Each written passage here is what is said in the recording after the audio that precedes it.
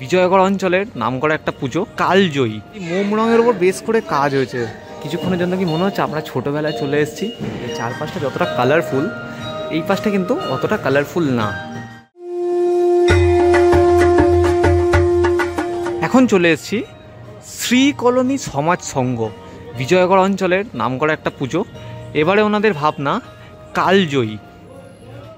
এই ভাবনার মধ্যে দিয়ে ওনারা তুলে ধরতে চেয়েছেন একটা শিশু ঠিক কিভাবে একটা আর্ট তৈরি করে। এই যে এখানে শিশুর মতো পুরনো আর কিছুই নেই। এখানে কিন্তু যদি আমি সামনের দিকটা দেখাই, প্রচুর জায়গায় যে মোম রঙ আমরা ইউজ করতাম ছোটোবেলায়, সেই মোম রঙের ওপর বেশ করে কাজ হয়েছে। আর এইখানে কিছু আর্কাইভস দেখানো হয়েছে, যেখানে বিভিন্ন জায়গা থেকে বিভিন্ন বাচ্চারা নিজের অজান্তেই একটা সুন্দর পেন্টিং বা একটা সুন্দর আর্ট কিন্তু তৈরি করেছে। মণ্ডপে ঢুকেই ডান দিকে আমরা দেখতে পাবো এই যে একটা মায়ের ছবি। মায়ের যে ছবিটি আপনারা দেখতে পাবেন, সেটাও কিন্তু সেই মোম পেন্সিলে বাচ্চারা যেমন ইজিবিজি কাটে, সেই হিজিবিজিতেই তৈরি। আর এখানে এই যে লেখাটা আছে মা কালী, সেটা আপনারা যদি ভালো করে দেখেন কোনো এক বাচ্চার হাতের লেখাই মনে হবে। আর তারপরেই এখানেও কিন্তু মায়ের যে মূর্তিটা বা ছবিটা বলা চলে, কি সুন্দর লাগছে না?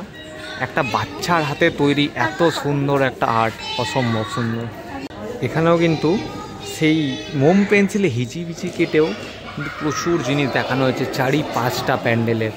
আর এইগুলো বিভিন্ন সময় বিভিন্ন জায়গার আর্ট তুলে ধরা হয়েছে। আর এখানে দেখুন জানলাটাকেও কি সুন্দর রং করা হয়েছে, কি ভালো লাগছে তাই না?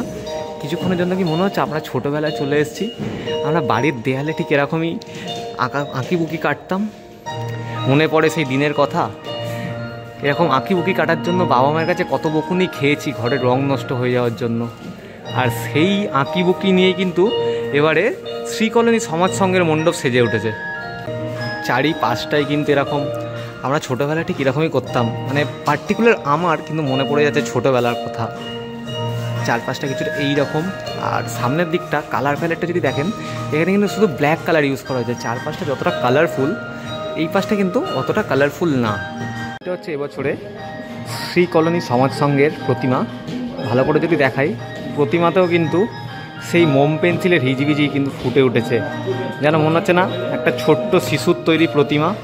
পুরো প্রতিমাটাই কিন্তু এরকম অসম্ভব সুন্দর একটা প্রতিমা। দুপাশের দেয়ালটা তো আপনাদের আগেই দেখালাম, প্যান্ডেলের বাইরেটা কিছুটা এই রকম, আর প্রতিমাটাও ঠিক সেরকম। এমনকি মায়ের যে অস্ত্র খাঁড়া, সেটাও কিন্তু একটা বাচ্চার আর্টে তৈরি হয়েছে। ভীষণই একটা সুন্দর।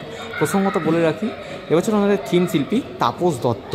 আমরা জানি উনি অসাধারণ কাজ করেন, কিন্তু এই কাজটা মনে লেগে থাকার মতো। মায়ের চালচিত্রতেও কিন্তু সেই ক্ষুদে শিল্পীর হাতের ছোঁয়া কিন্তু রয়েছে। একটা বাচ্চা ছেলে বা বাচ্চা মেয়ে কি সুন্দর করে মাকে সাজিয়ে তুলেছে মনে হচ্ছে না? এই জায়গাটা, এখানে কিন্তু সুন্দর করে একটা রেলগাড়ি আঁকা হয়েছে দুপাশেই।